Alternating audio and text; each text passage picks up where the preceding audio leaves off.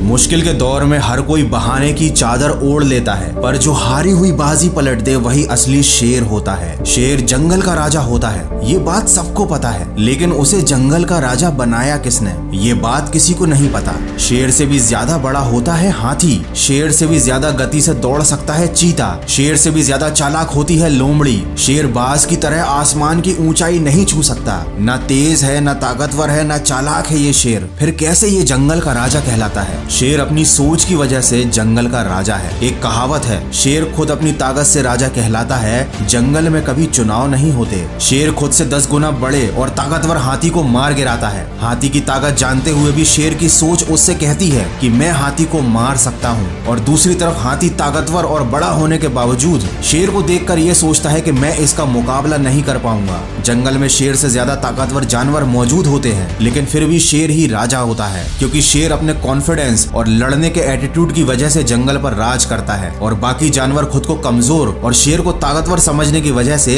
शेर से नहीं जीत पाते। याद रखना, अगर आप में काम को लेकर ऐसा एटीट्यूड और कॉन्फिडेंस है कि मैं इस काम को कर ही लूंगा, तो आपको दुनिया की कोई भी ताकत जीतने से नहीं रोक सकती। अगर शेर की तरह जीना है तो सबसे पहले उसकी तरह निडर बनना सीखो। याद रखना, बलि हमेशा बकरे की दी जाती है, शेर की नहीं। वो जंगल का राजा इसलिए है क्योंकि वह मानता है, उसके मानने के कारण ही वो जंगल का राजा बना हुआ है। वो अंदर से इस बात को महसूस करता है, जिस दिन वह खुद को राजा मानना बंद कर देगा, उस दिन वो जंगल का राजा नहीं रहेगा। हमारे जीवन में भी सुबह उठने से लेकर रात को सोने तक पूरे दिन हमारा खुद पर यकीन ही हमारे दिन को संचालित करता है। हम परिस्थितियों के सामने हार ना मानकर उनसे लड़ते हैं, या उनके खिलाफ हार मानकर चुपचाप समर्पण कर देते हैं। ये इस बात पर निर्भर करता है कि हम खुद पर कितना यकीन करते हैं। जिन लोगों को अपने आप पर अटूट विश्वास होता है, वो विपरीत परिस्थितियों में 2-4 कदम पीछे जाने से नहीं हिचकते। वे कदम पीछे हटाने में जरा भी नहीं घबराते, क्योंकि वो जानते हैं कि परिस्थितियों के अनुकूल होते ही वो बहुत तेजी से आगे बढ़ेंगे।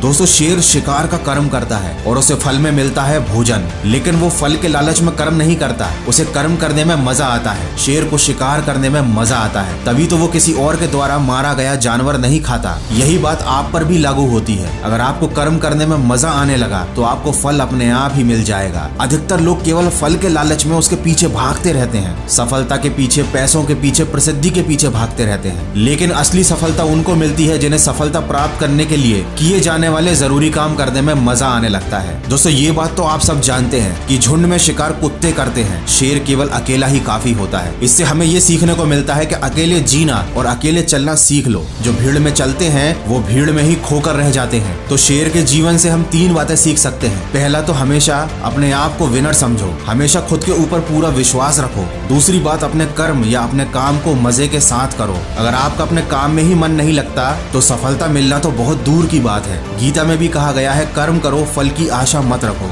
और तीसरी बात, अपनी सफलता की राह पर अकेले चलना सीख लो, किसी के सहारे की उम्मीद मत करो। किसी ने क्या खूब कहा है, जीता तो सिर्फ शेर है, बाकी सब मिट्टी के ढेर है। नहीं हुई अभी देर है, तू भी अंदर से एक शेर है। आशा करता हूँ इस वीडियो से आपको कुछ सीखने को जरूर मिला होगा। अगर ऐसा है तो इसको शेयर जरूर करना और सकारात्मक सोच के साथ अपने लक्ष्य की तरफ बढ़ते रहना। मैं मिलूंगा आपसे अगले वीडियो में, जो आपके जीवन में सकारात्मक ऊर्जा को भर दे और आपको दिखाए एक सही दिशा। सुनते रहिए मन की आवाज।